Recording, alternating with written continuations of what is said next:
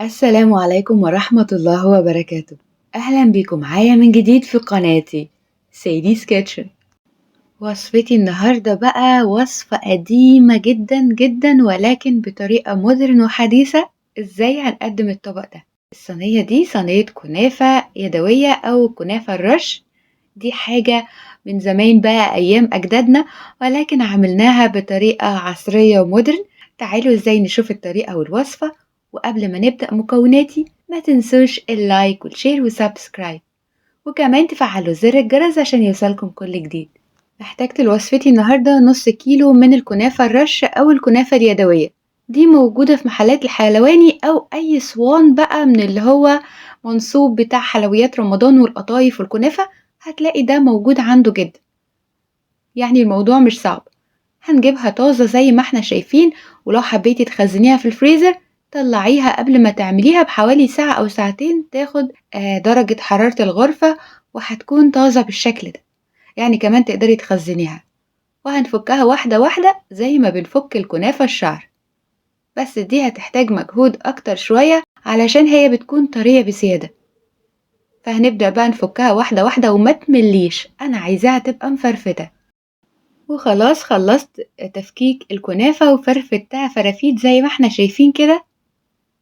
وعايزة اقولكوا ريحتها هايلة قبل ما تتعمل.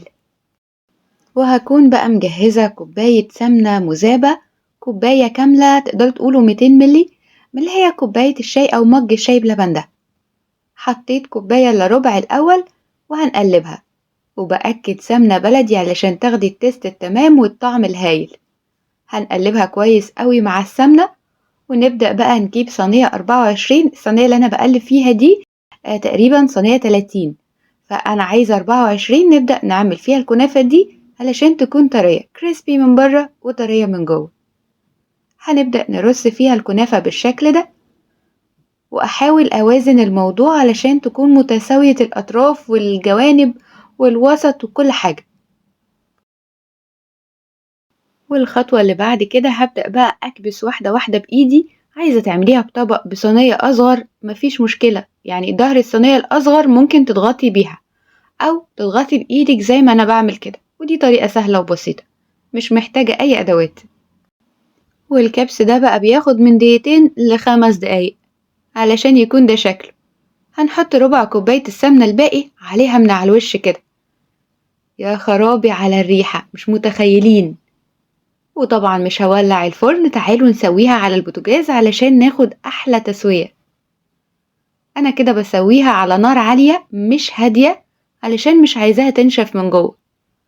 هي على نار عالية وبفضل اقلب فيها يمين وشمال لحد ما احس ان الجوانب بتاعتها خلاص والاطراف بتاعتها بدأت تفك.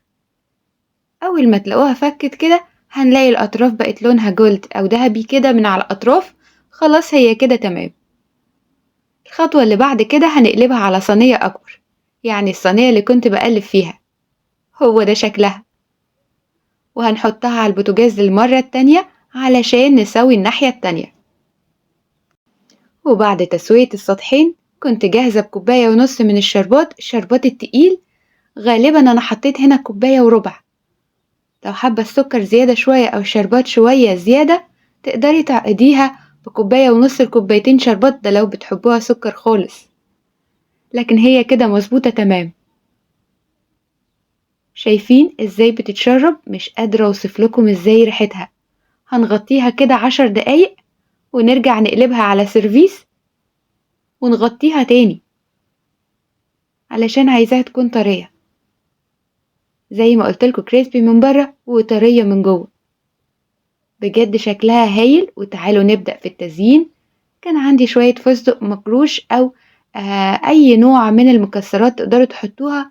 عايزين تقدموها كده سادة مفيش اي مشكلة. لو في سوداني بندق اي نوع من المكسرات موجود حابينه دي بتاعتك انت، تزيين زي ما تحبي. وادي بقى 4 من اللوز حطيتهم كده عشان ازين الشكل في الاخر. وبجد تقدروا تقدموها زي ما انتوا عايزين، هي غنية عن التعريف زي ما بيقولوا وهتحبوها جدا. تعالوا بقى نقطع كده قطعة ونشوفها ازاي بقت من جوه كريسبي ازاي من بره بتتكسر معايا وانا بقطعها. شوفولي القطعة، شوفولي الشكل، بجد هايلة. حطيناها في طبق التقديم، وتعالوا بقى بالشوكة نشوف ازاي هي طرية من جوه وغنية بالسمنة البلدي والشربات، حاجة كده فطير مشلتت مش كنافة. شكلها حلو قوي، مش قادرة اوصف لكم الريحة. الشربات فانيلا مع السمنة البلدي عامل ميكس رهيب. شايفين الشكل من جوه قلبها ابيض ازاي؟ دي بقى مش كنافة عادية، دي كنافة الروقان. اتمنى يا رب وصفتي النهاردة تكون عجبتكم، ولو الوصفة عجبتكم ما تنسوش اللايك والشير وسابسكرايب، وكمان تفعلوا زر الجرس عشان يوصلكم كل جديد. ودلوقتي بس أقدر أقول لكم لمزيد من الوصفات تابعوني على قناتي سيلي's كيتشن. بالهنا والشفا، باي باي.